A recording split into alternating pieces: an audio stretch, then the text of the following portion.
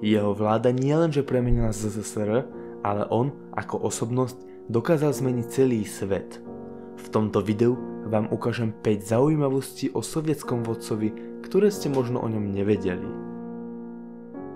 Stalin bol človek s obrovskou mocou a ambíciami, no v skutočnosti bol až prekvapivo nízky.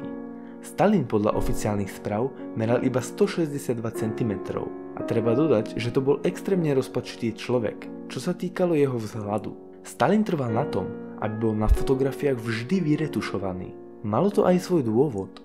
Stalin mal na tvári jazvy, ktoré mu zostali od detstva, keď trpel kiahňami.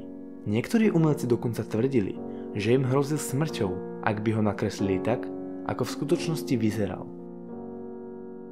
Meno Jozef Stalin dnes už bez pochyby pozná každý, no nie každý vie, že to nie je jeho pravé meno a v skutočnosti sa dal premenovať, keďže v minulosti sa volal Jozef Džugašvili a namiesto takéhoto ťažkého gruzinského mena sa rozhodol pre nové meno Stalin, ktoré je odvodené od ruského slova pre oceľ a aj preto bol známy ako muž z ocele.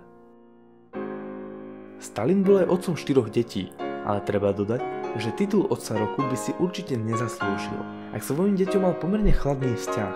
Jedine k svojej jedinej dcére, Svetlane Alilulejovej, mal vrúcny vzťah, ale ako Svetlana sama spomína, časom bol jej otec stále zaneprázdnenejší a len málo kedy s ňou trávil čas. Počas druhej svetovej vojny bol jeho syn Vasili 12-krát odporúčaný na titul generála, ale Stalin to za každým odmietol.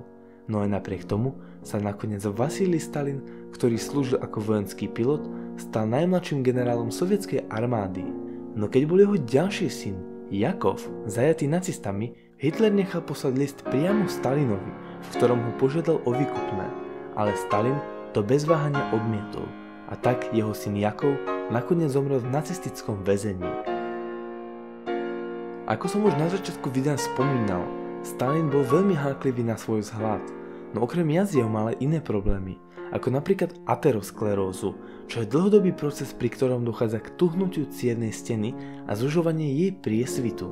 Mnoho odborníkov verí, že toto by vysvetľovalo jeho krutosť. Jeho ďalším veľkým problémom boli jeho ruky, keďže jednu ruku mal kratšiu ako druhú a kvôli tomuto ho nezobrali ani na vojnu a taktiež sa kvôli tomu nikdy nenaučil plávať. Ešte než sa pozrieme na prvú priečku, určite nezabudnite dať aj vy like na toto video, keď sa vám páči, čím ma veľmi podporíte v mojej ďalšej tvorbe.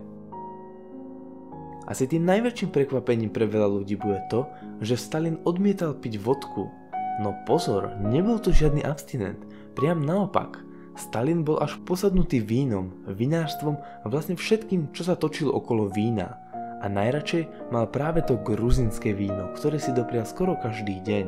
No taktiež nepohrdol ani dobrým koňakom, keď si pripíjal so svojimi kolegami. Akú osobnosť by ste chceli vidieť na budúcom videu? Napíšte mi to dolu do komentárov. A keby ste chceli vedieť viac o Stalinovi, určite navštívte moju facebookovú stránku, kde som pre vás pripravil ďalších top 5 faktov, ktoré sa nedostali do tohto videa. Na dnes je to už ode mňa všetko, ja vám už iba prajem pekný zvyšok dňa, váš Otomo.